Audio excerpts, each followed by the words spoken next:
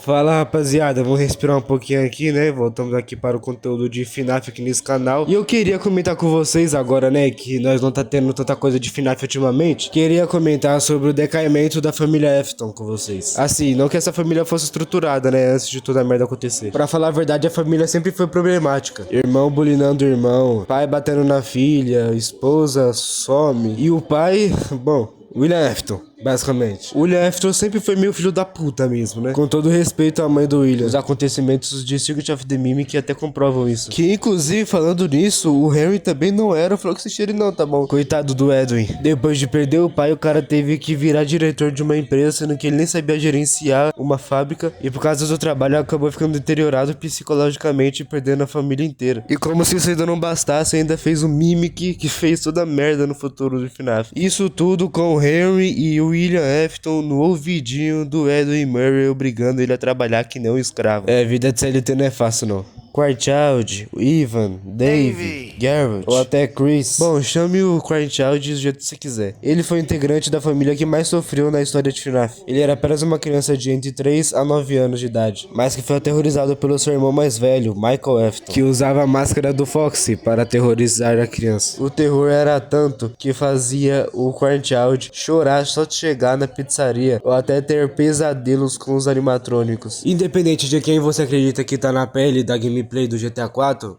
do FNAF 4, independente de qual teoria você acredita, ainda assim é perturbador. E ainda com as crianças que aparecem falando várias coisas, vários rumores assustadores para a criança chorona, só vai alimentando mais e mais esse medo por ela. Mas justo no dia do seu aniversário, Michael Afton e alguns amigos dele fazem uma coisa horrível, que o que era para ser uma brincadeira acabou se tornando um acontecimento perturbador.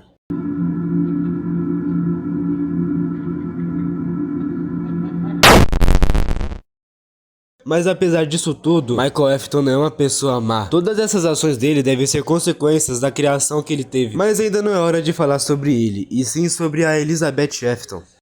Elizabeth Afton também não é mal por ser mal. Ela era só uma criança que queria a atenção do pai, mas que não recebeu. E que no fim acabou em uma tragédia, assim como todo mundo dessa família. Ela nunca foi amada, realmente amada assim pelo pai dela. Pois na primeira trilogia de livros de FNAF, o William bate nela e ainda também quando a Elizabeth morre e possui a Baby, o William sabe dessas coisas, mas ele não fica nem um pouco impactado. E pelo contrário, ele ainda fica irritado por causa que a Elizabeth acabou com a tal perfeição que o William Afton criou. Então uma criança de mais ou menos 10 anos, que teve um pai desse e a mãe quase não foi presente, era óbvio que também não ia dar uma criação boa para a criança. Elizabeth foi criada em meio a trabalhos e rodeada de experimentos. Entre esses resultados de trabalho, ela gostava muito de uma animatrônica chamada Circus Baby, um animatrônico completamente futurista.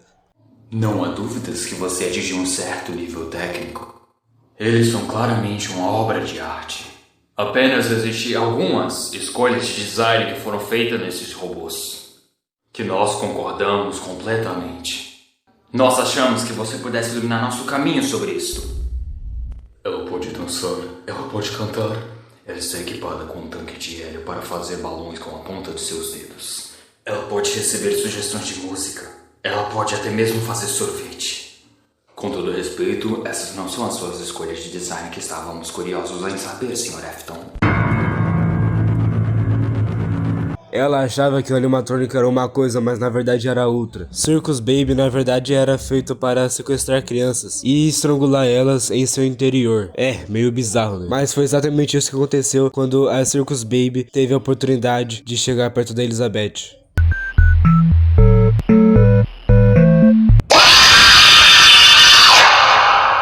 Após isso acontecer e mais algumas coisas dar errado, William Afton simplesmente abandona todas suas criações na Sister Location. E essas criações, junto das almas das crianças, ficam naquele lugar sentindo dor, sendo torturadas e bolando planos para fugir daquele local. Bom, deu pra perceber que eu tô contando a história de um jeito meio diferente, mas daqui pra frente vai ser um jeito bem diferente, caso que deu pra perceber que eu tô tipo conectando coisas do passado com coisas do futuro e continuando a história em meio disso.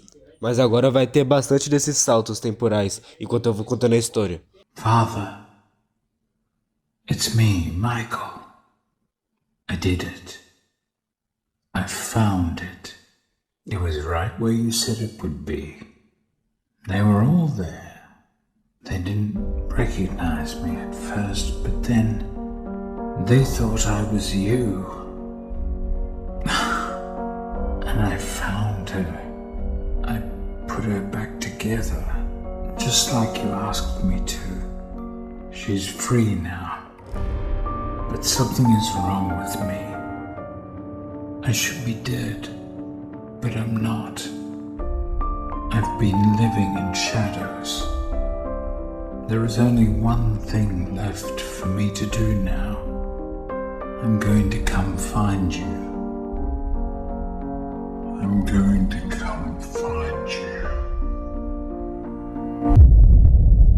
Antes mesmo de toda essa trama da Elizabeth Effton acontecer, já tinha acontecido todas aquelas coisas que aconteceu no FNAF 2. William matando outras 5 crianças, entrando ainda mais a fundo nessas coisas de remanescentes e agonia, e o Michael Effton passando pela pizzaria de 87. Porém, Michael Effton ainda não sabia que o verdadeiro assassino das crianças era o William Effton. Mas depois da Elizabeth Effton morrer, o William Effton pede para que o Michael vá buscar a irmã dele. Michael obviamente aceita e vai todos os dias para a Sister Location procurar a irmã dele. E ir 5 noites em seu local estranho fez com que Michael enxergasse o quão ruim é o William Effton. Michael é manipulado pela Circus Baby pelo jogo inteiro, com ele finalmente encontrando a irmã dele, mas o corpo de Michael Effton acaba sendo usado como uma forma de escapar do local. E isso eu falo de forma literal, tá? Os bichos literalmente saíram de suas carcaças, fizeram uma amálgama se juntando todos em um só, colocaram o Michael Effton em uma sala para que abrissem um rombo na barriga do cara e entraram nas entranhas dele.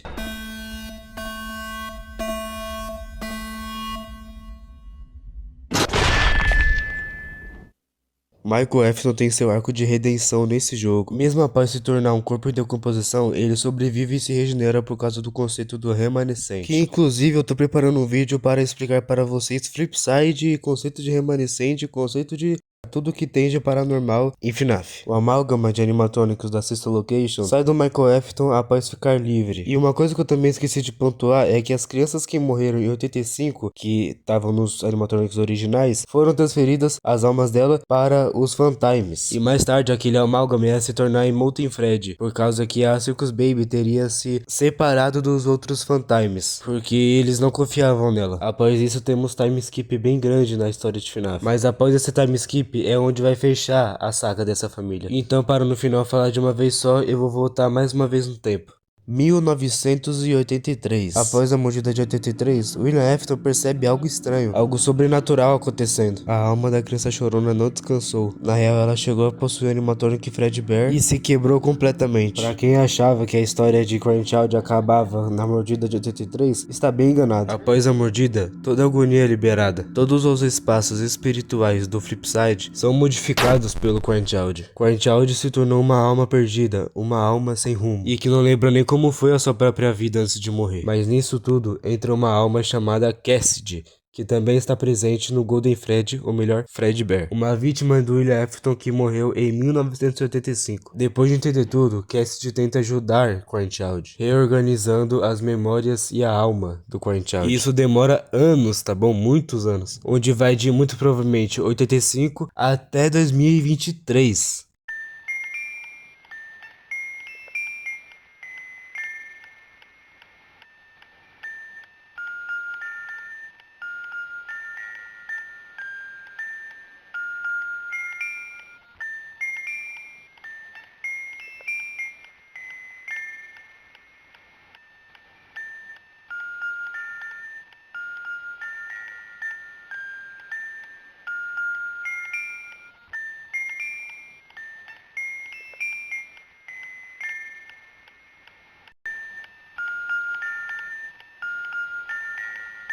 E agora chegou a tão infame parte do William Effton no vídeo. How could you do that to your own father? I hate you. I've always hated you. I'm going to kill you, and I'm going to make it William hurt. Afton sempre foi um cara mau. Não era um pai responsável, matou a filha do melhor amigo apenas por inveja, não se importou muito com a morte do filho. Após 5 anos ele mata mais 5 crianças e deixa nos animatronics. Mais 2 anos depois ele mata mais crianças, cria armas para matar crianças. Durante todos esses anos vai brincando com a vida das pessoas. E quando ele volta para a pizzaria antiga para quebrar o resto dos animatronics, ele é encurralado pelas almas de 85 e a única saída dele é entrar na fantasia de Spring Bonnie. Mas tinha um problema, aquela fantasia tinha molas por dentro, que se pingasse alguma coisa de água nelas, faria com que as molas esmagassem completamente o corpo da pessoa que estiver dentro. E não só esmagar, como estrangular o corpo da pessoa. E isso aconteceu com William Afton, pois o local estava pingando.